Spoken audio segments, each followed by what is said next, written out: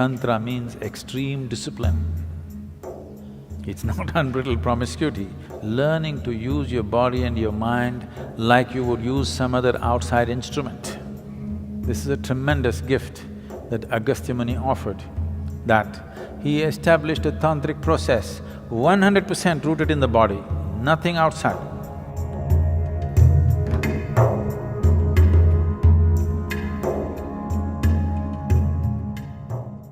When you say Tantra, one has often heard the term tantric, and and there's various kinds of things floating around about it. Can you just shed some light on what essentially, is there something like a dark arts or what? Most of the existence is dark art. Light is only a small happening in this existence, isn't it?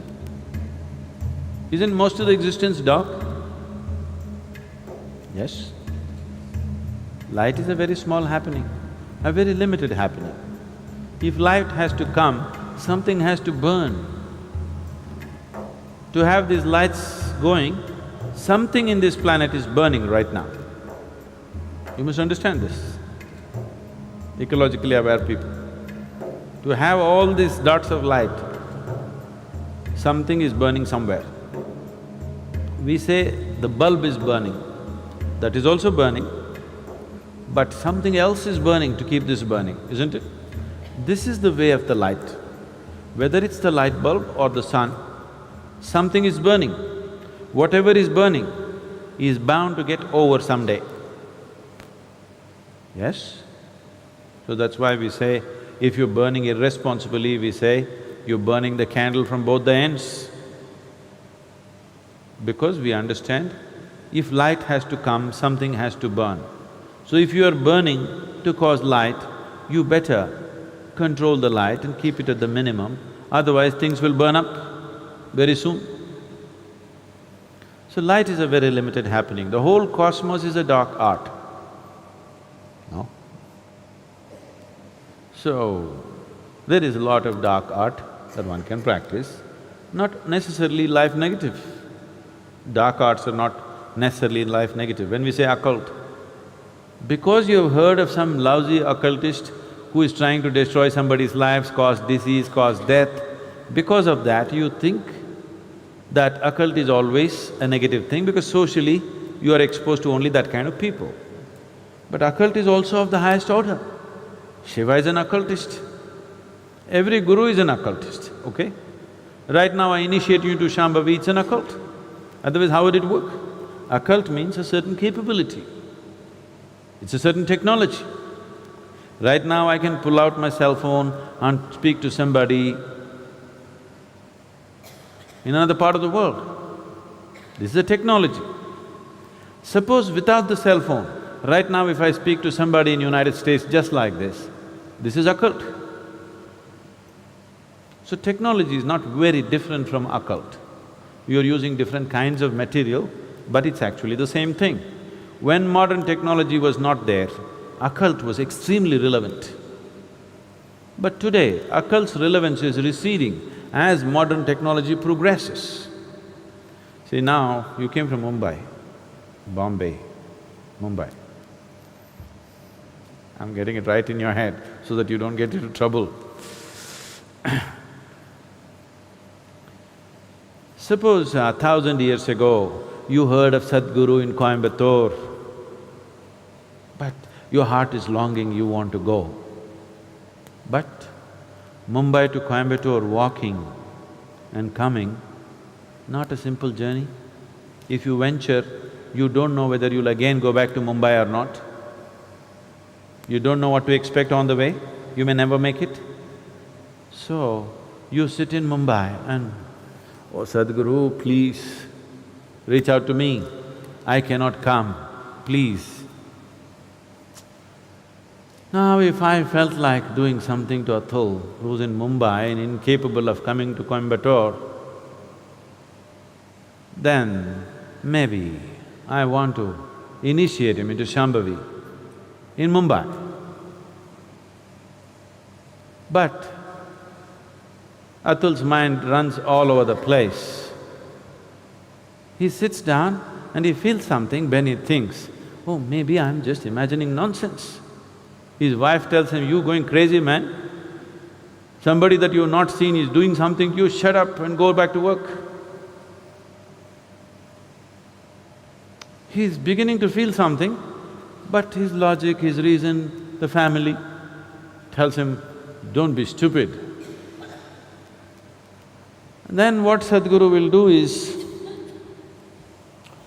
pick up a South Indian jasmine flower which cannot grow in Mumbai, and Atul is sitting like this, it fell into his hand.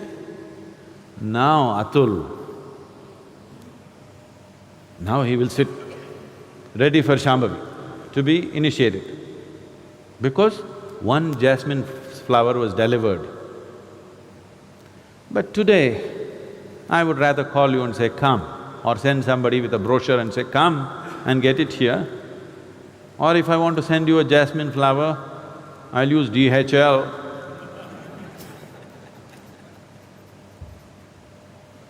So modern technology is making occult obsolete, but I want you to look back 1,000 years ago, just see the immense value of occult. Yes? 1,000 years ago, just imagine you were in Mumbai and I'm still in Coimbatore, you wanted something from me. Imagine the value of occult, isn't it? So, today the value has receded, so all kinds of charlatans are doing all kinds of nonsense. Occult need not necessarily mean negative. Now, the English word occult doesn't clearly specify what is it that they're calling as occult. Recently, someone asked me a question in the Samyama, I think. It seems some guru. He said, Tantra is just a way of getting over what? Obsessions. Just getting over obsessions. This is nonsense. We need to, unfortunately, today, redefine the word Tantra, because it's been distorted by people. First, let's understand this. The word Tantra means a technique or a technology. But because the Tantra that you're hearing of is a rebound from the American coast, you think Tantra means unbridled promiscuity. No, Tantra means extreme discipline. It's not unbridled promiscuity, it's extreme discipline. Learning to use your body and your mind like you would use some other outside instrument. Like how you would use your computer or a screwdriver. Like that, you learn to use your body and your mind. It takes enormous discipline, not promiscuity, not looseness. Tantra is not things, the books they have written largely by Western authors, all kinds of things. No, tantric texts are of extreme discipline, not of any kind of looseness. Because they're talking about the body, and right now the modern societies, if you say body, they're fixated about reproductive organs in the body and nothing else about the body. So if you say body, they're only thinking of a few body parts, they forgot the brain. Because they're only thinking a few body parts, they're thinking about sexuality and nothing beyond that. It is about learning to use the body like a phenomenal mechanism, and it is. If you do not know how to use it, what will you do here?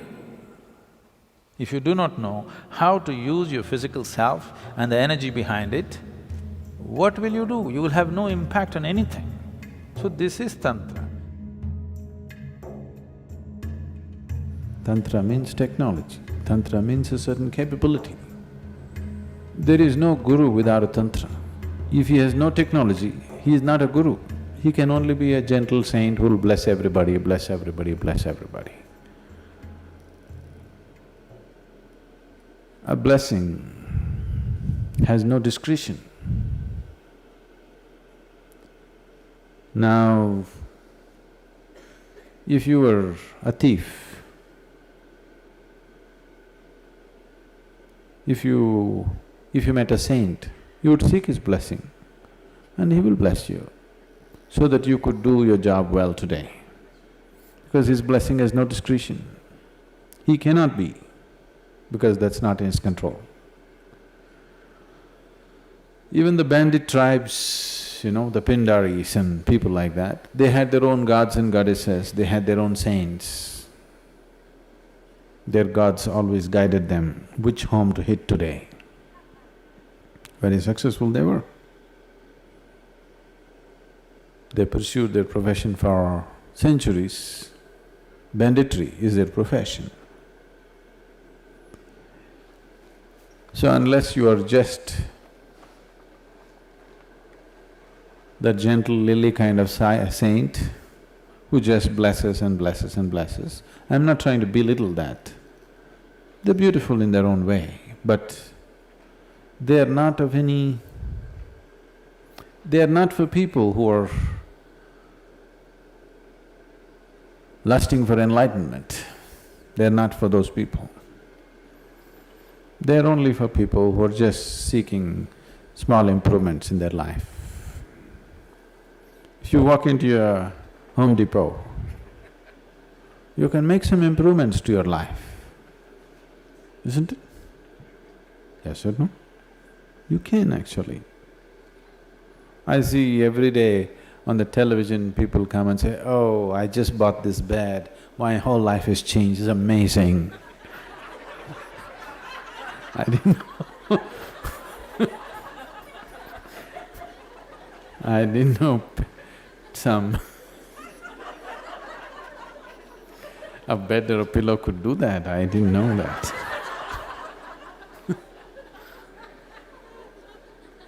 Have you seen this? My whole life has changed completely. So, if you walk into the Home Depot and walk out with something that you didn't have, you could change your life a little bit. Life-changing, the word life-changing, how much of it changes subject to so many things. What has changed is subject to many things, isn't it? Suppose you're cold right now, you didn't have a jacket like me, and you got one. It's life-changing right now, isn't it? Isn't it so? So is that what we're talking about? If that is so, it is fine, blessing and blessing and blessing. But if you're talking about spiritual growth, reaching to your ultimate nature, what is a guru without a capability? You can't call him a guru. So capability means a certain ability to do things which people cannot do for themselves. So if there is… I want this to be clear in your head, if there is no Tantra, when I say Tantra, if there's no technology, Tantra is just a Sanskrit word for technology, not the way you've been psyched to believe. So if there is no Tantra, there is no guru, really.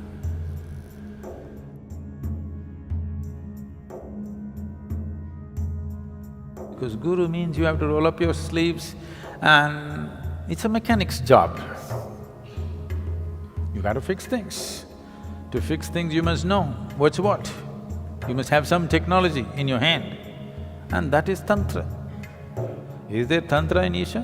Very much. All across the board, various kinds. But the significance of yoga is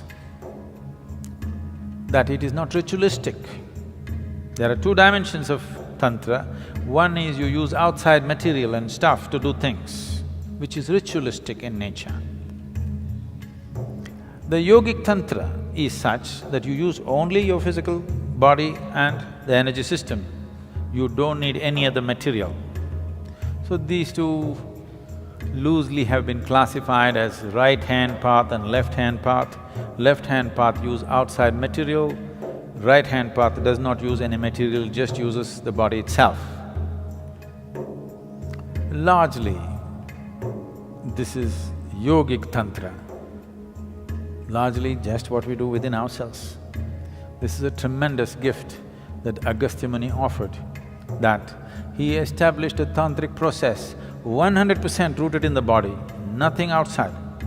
Not one grain of rice or sand is being used to perform all the different dimensions of Tantra, everything internalized within the system.